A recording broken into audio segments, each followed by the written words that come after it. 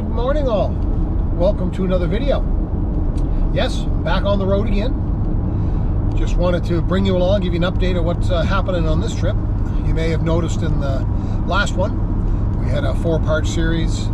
I guess I had a four-part series in Prince Edward Island, where we did some tourism around, and I was in a two-day, two-man scramble golf tournament. So most of my traveling around this summer will be by myself. My wife Ann's work most of the summer, so I travel around, and as I go, I'm going to try to bring you along. Today, I'm off to Truro, Nova Scotia. It's sort of in a central city in Nova Scotia, not on the coast, inland a bit, and I'm going there for a two-day stroke play tournament. So that's a little different than the two-man thing. So I play by myself, and my score counts alone for both days, and you play in a division and see how you make out. What's interesting for me this trip is that I've never played Truro before. It's one of the few courses in the Maritimes I haven't played, so I was quite excited to play in it. This is Saturday morning. It's 9:30. I'm heading down. It's about a 3-hour drive. The reason I'm going on Saturday morning is I found out that my draw, or my tee time today, was at 1:30. I assumed it would have been in the morning, so I had planned on going down Friday, spending the night and doing a practice round, which was included in my entry fee. But after I found out that my tee time wasn't until 1:30, I said, it doesn't make economic sense to spend a couple $100 on Friday night for a practice round when I don't have to really do that. I can just come down this morning, have lots of time. So that's what I'm doing. And today is 1:30. Tomorrow will be, depending on your score, the tee time. So I'm looking forward to it, except for one problem. And that problem is we have been extremely dry in the Maritime provinces, Atlantic Canada, all spring. But right now, we're just in the middle of a little period where some rain finally came in. It's great for farmers, not so great for golfers. So today is supposed to be around noontime. It's sprinkling a little bit right now. Turn you around. I'm just on the highway getting going. You can see wipers are on. It's kind of dank and cloudy. But the bottom line is it's supposed to rain between 20 to 30 millimeters. For our US people watching this, that's about an inch. So we're just going to make sure that we get down there on time. I have a feeling, like most tournaments, what happens? They start you out and they have great intentions, and then when that rain picks up, it becomes a problem, because at some point the golf course usually becomes unplayable, meaning the greens go underwater or something similar. And if that's the case, then they usually call it off, and usually don't count today's round, and they'll say, we're going to have a tournament for one day tomorrow, that kind of thing. The problem is, you generally get out on the golf course, you get everything completely soaked, and then they say, well, I guess we won't do it. That kind of sucks. But anyway, that is what it is. That's a golfer's life. I'm still looking forward to seeing the golf course, and I hope it rains itself out between now and 1:30. That's 4 hours or 4.5 hours away from now. And I probably won't get much practice time in, because I'm not going to go stand on a driving range in the rain when I know I got to stand in it for probably 5 hours. That's usually how long a stroke play event takes. Because I want to play in a two-day tournament, because a lot of times if the golf course becomes unplayable, they just turn it off and say, done for today, come back tomorrow and we'll play one day. But by that time, everything's soaked.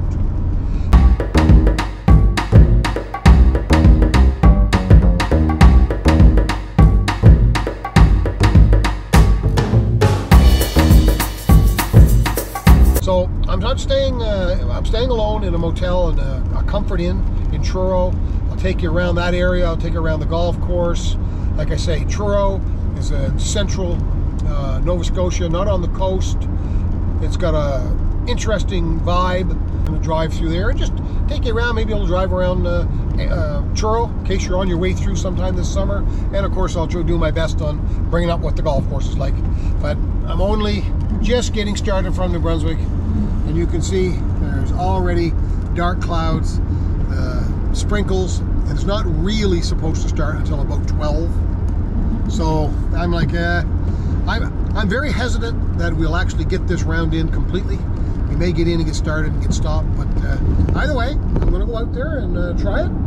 And if it turns out to be a one-day tournament, then I bring everything in the motel room, try it all out, start fresh again tomorrow, which, by the way, is calling for a nice day.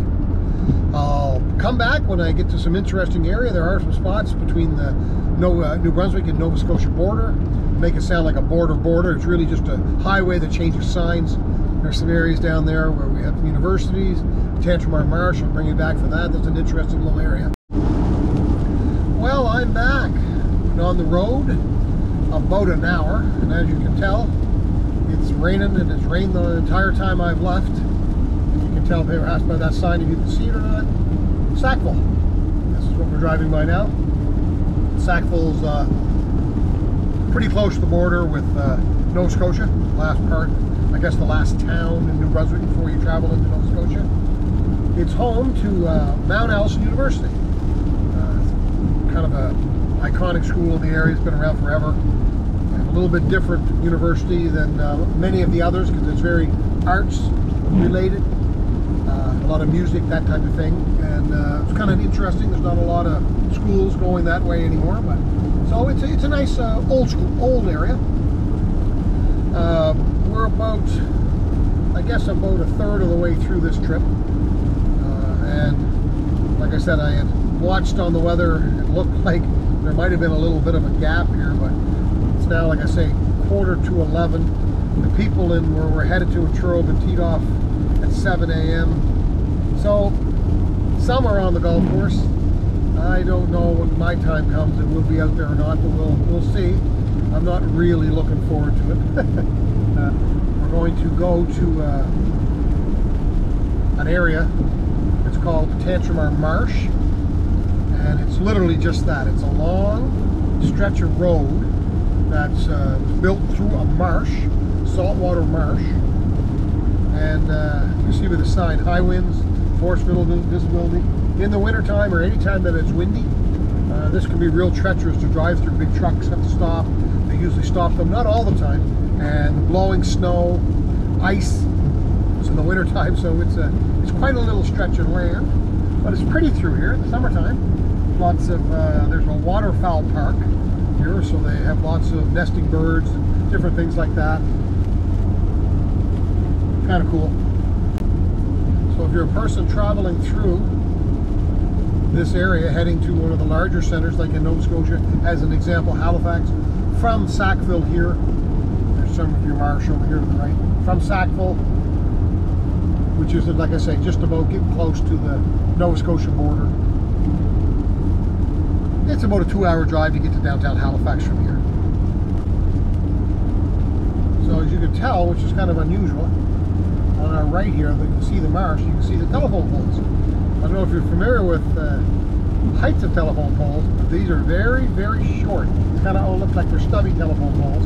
And the main reason being is with their regular height, the wind comes across the marsh so heavy, it blows them over. So today's just an average day, just wet. But it's kind of funny how you have to make adjustments. Pretty much the end of the marsh now. Tell by the sign up here, there's a turn off to a place called Port Elgin or PEI.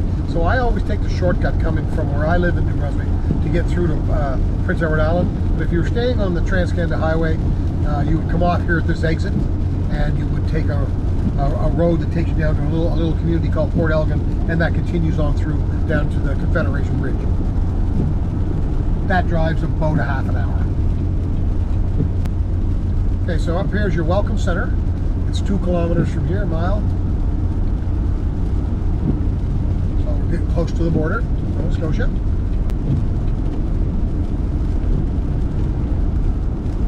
In the horizon, you can see windmills for generating power. And this area, like I said, because of the Tantramar Marsh, has some heavy winds. It's a great place to install it for that wind power generation. So, welcome to Nova Scotia. So, a little over an hour from where I live, we're at the border. People getting their picture taken in the rain. They only get there so often.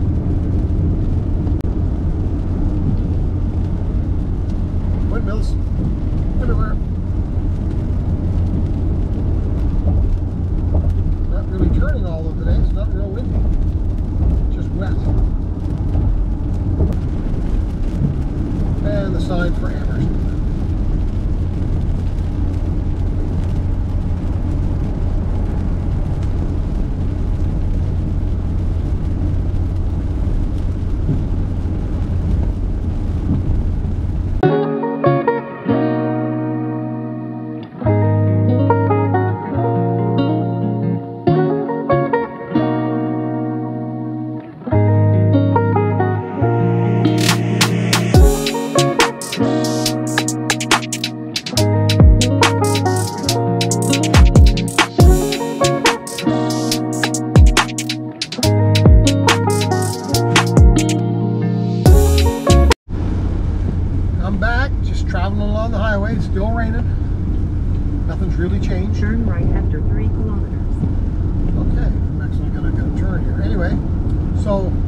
I wanted to mention that we're getting close to the turn for Truro, and also mention that Dalhousie University, which is a large university in the Maritimes stationed out of Halifax, they have an agricultural campus here in Truro.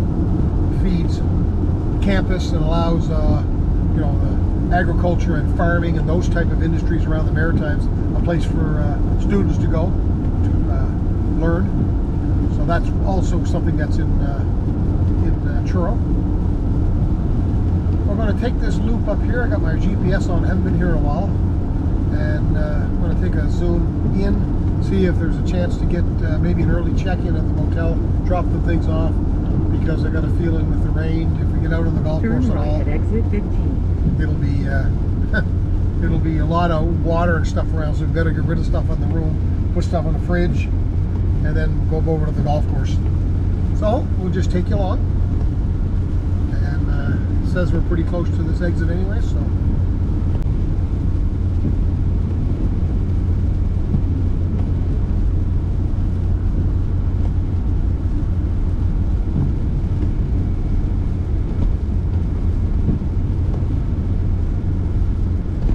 Exit 15. I'll take this one, go into Truro. I believe the motel area is kind of close to this intersection, so we're not going to be in. Please turn right. In Truro proper, if you will. We'll be sort of a little bit in the outskirts. We'll get a little closer to Truro Central when we head over to the golf course. Usually those motels coming off the highway are right around malls or gas stations or fast food joints. Comfort Inn.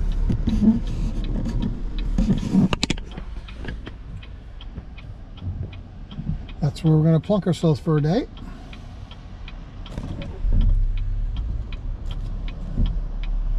See how it turns out when we get in there. Here we are. Comfort Inn, Truro. 12 o'clock, or a little before 12. Early entry. Very nice. Let me right in here so I can get some things dropped off. Some stuff in the fridge, that kind of stuff. Just a standard queen bed, couch, a window, big TV, a little workspace there for my computer, fridge and a microwave, my stuff. Very nice. Very nice to get this stuff all unpacked, because I know when I come back I'll be a drowned rat after that round of golf that's coming. Anyway, out here, nice washroom, just your standard little inn. All I need. Perfect. Wow. Look straight down. See a lot of rain. Yep. They said it was a dry summer. Said it was a dry summer. Well, 12 holes in. Off goes the horn. Not from thunder and lightning. Everything was underwater.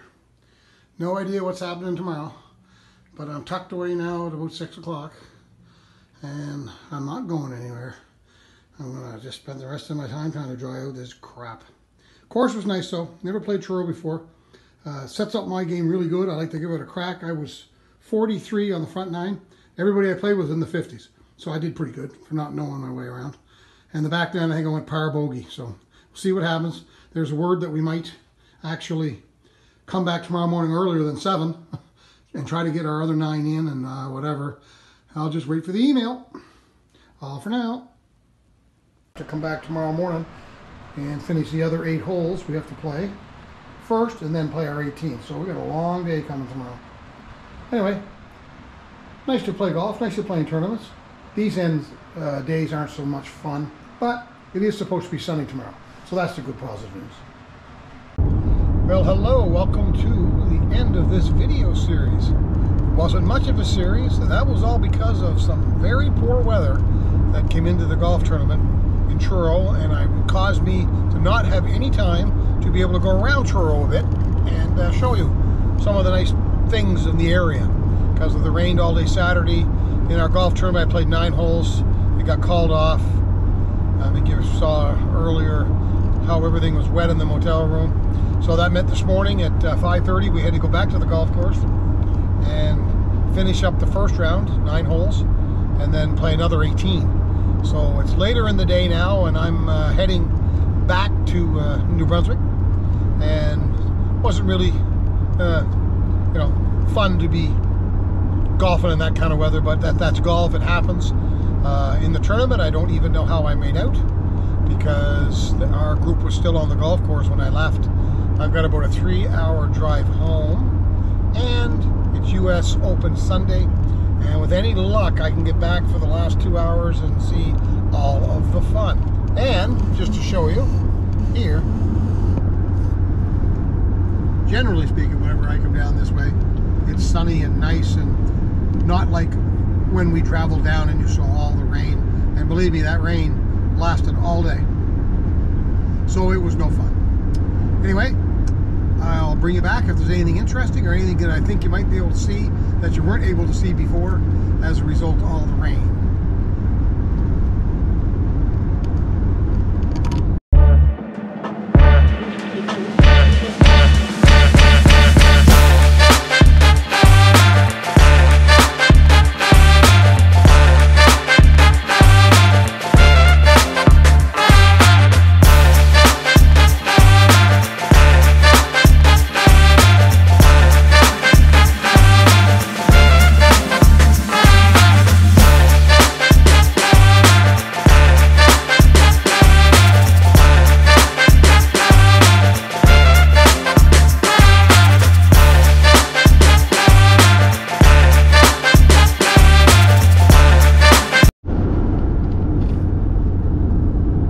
Windmills here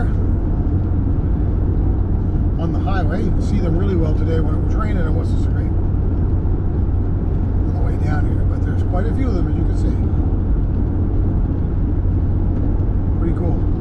Not many of them turning today. Not real windy.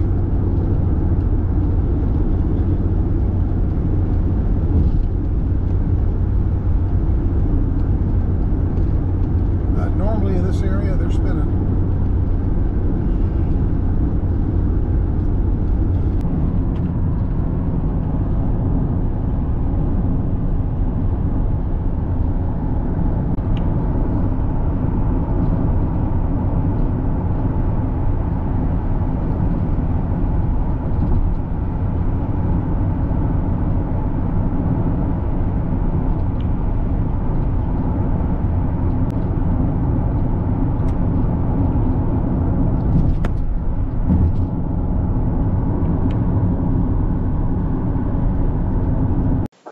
Well, that's a wrap from Truro, Nova Scotia, heading back to New Brunswick.